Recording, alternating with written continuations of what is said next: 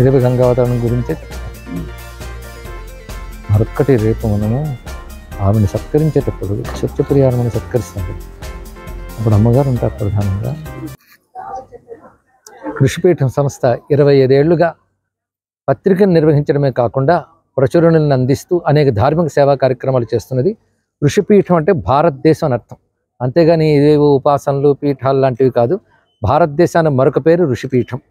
అంటే ఋషులు స్థిరంగా ఉన్న చోటు అని అర్థం.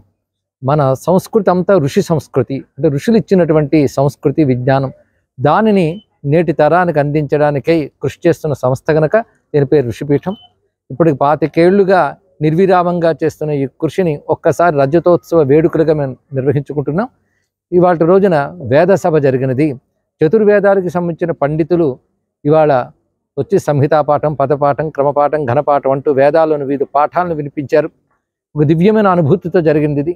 అదేవిధంగా కళారూపంగా కూడా మన సంస్కృతిని అందించడానికై ఋషిపీఠం చేస్తున్న కృషిలో భాగంగా గంగావతరణం అనే పేరుతో ఒక దివ్య ఘట్టాన్ని నృత్య రూపంగా అందించబోతున్నాం.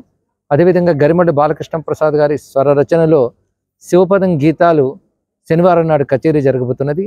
అదేవిధంగా ఆదివారం నాడు ఋషిపీఠం పెద్ద సభ ఆత్మీయ సత్కారం పేరుతో మొత్తం ఋషిపీఠం యొక్క ప్రస్థానం ఆరో తెలుసుకుంటూ దేశవ్యాప్తంగా ఉన్న ఋషిపీఠానికి కృషి చేస్తున్న పెద్దలందరినీ సత్కరించడం జరుగుతున్నది. ఈ 4 రోజులు వేదాల సంక్షిక ప్రతీకగా చేస్తున్న ఉత్సవం ఇది.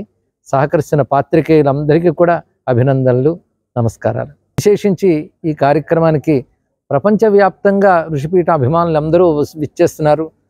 మన భారతదేశంలో ముంబై, బెంగళూరు, చెన్నై మొదలైన ప్రాంతాల్లోనూ, ఇక ఆంధ్రప్రదేశ్, తెలంగాణ నుంచి వివిధ ఊళ్ళ నుంచి వస్తున్నారు.